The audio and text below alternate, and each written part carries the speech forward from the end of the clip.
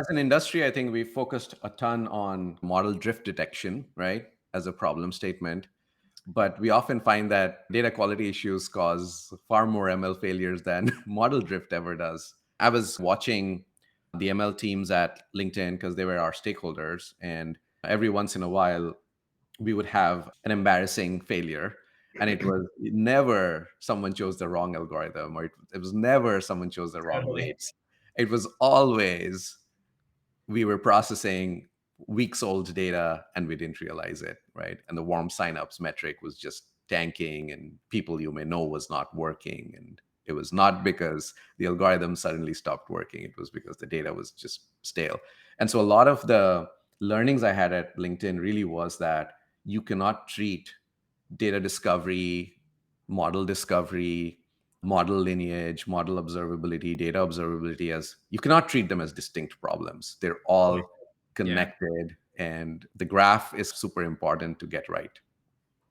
Yeah, it's just on an interesting side note. Our company has an office in Pune, India. And so we're actually restricted to only hiring people onto my team from that office right now. And actually, for many months, we've had a job listing open for a staff engineer position, like a staff ML platform engineer. And to this day, we've not chosen to go forward with any of the candidates we've seen. And something interesting that I've noticed in that hiring market is most of the candidates we get come from consultancies. And a lot of their career has been they succeed as soon as a model is up. Like as soon as they have some sort of endpoint with a model baked inside of it and it's deployed, the project's done and they get paid. And so I'll ask them questions about operating a system after deployment. And it's just funny how that immediately becomes an edge of their knowledge. So one of the common questions is like, well, how would you monitor an ML system? How would you make sure that it stays up and is good, like it's producing good decisions? And everyone says, well, I would look at data drift. I think data drift got famous during COVID when Zillow lost tons and tons of money because the housing market post COVID was so different from before COVID, and they were automatically buying houses and they made a bunch of bad bets. And so a big issue with that is maybe they should have retrained their models in the post-COVID world. It got so bad that I think their CEO has a statement saying like, I don't even know if guessing how much to spend on a house is even a business we should be in, which when I hear that as a data science practitioner, I'm like, it sounds like my team is about to get cut. Anyway, I think that made data drift really popular. But what's interesting is to this day in my career, I've never seen a production issue that was due to data drift. Every single time it was due to something like nulls that should have been zeros. It's always some basic data quality issue.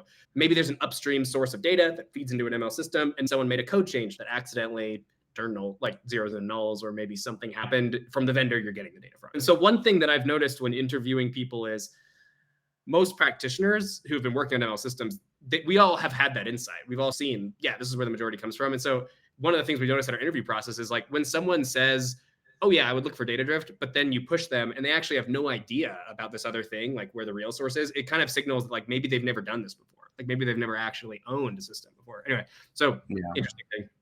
Yeah. Yeah. When I think about kind of the Maslow's hierarchy of like sequencing of things that you should do while getting an AI or ML application live, you really need to make sure your inputs can be trusted. So you have to build those data quality checks first.